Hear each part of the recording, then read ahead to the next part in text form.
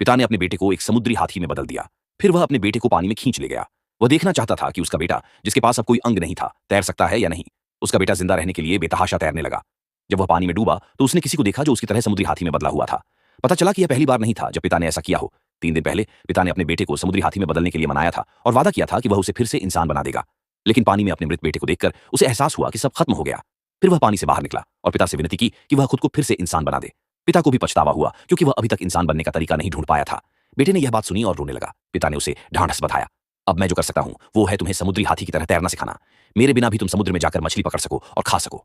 मैं इंसान बनने के तरीके पर काम करता रहूंगा। बेटे ने पिता की यह बात ऐसे सुनी जैसे बिजली कड़क उठी हो, लेकिन अब वह सिर्फ अपने पिता द्वारा इंसान बनने के तरीके को खोजने का इंतजार ही कर सकता था। फिर पिता ने रोज अपने बेटे को प्रशिक्षित करना शुरू किया। उन्होंने उसे यह भी सिखाया कि पानी में मछली कैसे पकड़ी जाती है। फिर उन्होंने उसे पानी के अंदर लड़ाई करना भी सिखाया ताकि समुद्र में कोई उसे सता ना सके। लेकिन आगे की बात ने बेटे को पूरी तरह तोड़ दिया। उसके पिता ने कहा कि इंसान बनने का तरीका अब संभव नहीं है। बेटे ने यह सुना और जोर जोर से रो पड़ा। उसकी यह चीख इतनी जोरदार थी कि दूर खड़ी उसकी पत्नी तक हिल गई। पत्नी ने सुना कि यह उसके पति की आवाज थी। फिर वह बंदूक लेकर घर की ओर दौड़ी। जब वह घर में पहुंची तो सामने का दृश्य देखकर वह डर गई। उसने सिर्फ बाल्टी में अपने पति की जांघें देखी। पत्नी समझ गई कि कुछ अनहोनी हो चुकी है। फिर वह तेजी से घर के अंदर भागी और वहां घर में पिता अपने बेटे से क्षमा मांगते हुए प्रार्थना कर रहे थे।